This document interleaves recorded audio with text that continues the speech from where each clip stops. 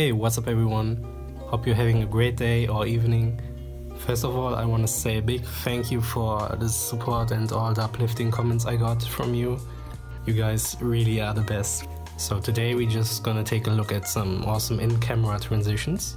They are really simple, you don't need effects or something like this. You just simply put them together. So most of you know what a wipe transition is. There are so many people here on YouTube who explain and teach them. But I use a method or a little trick that I want to show you that makes them look really smooth, and I'm gonna come to this in a second. In case you don't know what a wipe transition is, it goes like this.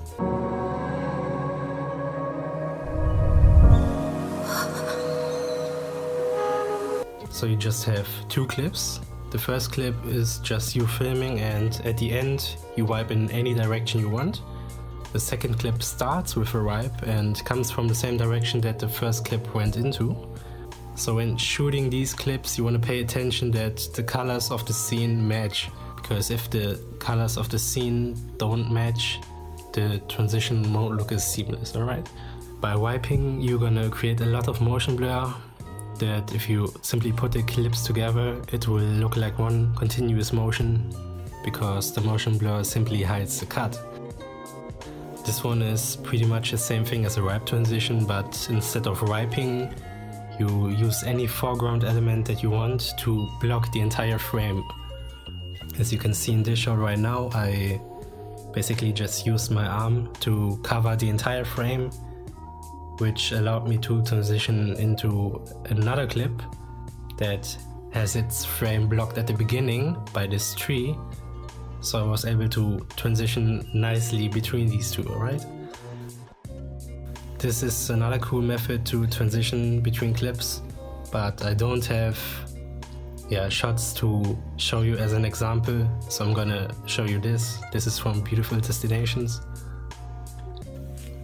So as you see, it's just basically two clips that use the sunlight to blow the entire image for a split second, and you cut right in between this moment to transition into a new clip. This one looks awesome, but yeah, it's kind of rare that you have the lighting situation right. So obviously a lot of people use and teach these methods, but I still really want to teach you something new, so here's an idea. When you're using these transitions, think about this. What is easier for your hands and your arms? Slowing down the camera from a fast movement, or slowly accelerating it from a stable position?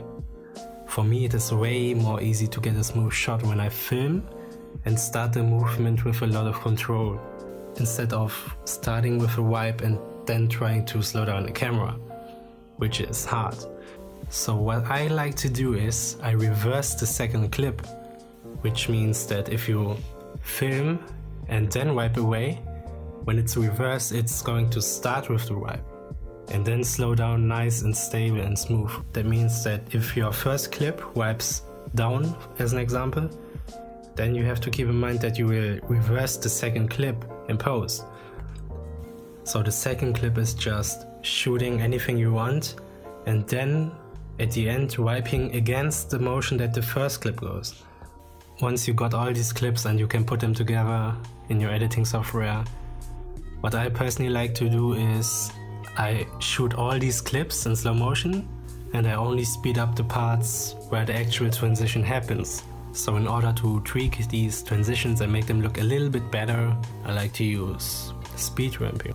So in After Effects, I like to use time remapping. I have a time remapping tutorial, and in Premiere I use the standard speed ramping. So I hope you like this idea of reversing clips. I use it all the time, it works so well. It looks great because the shots look so much smoother.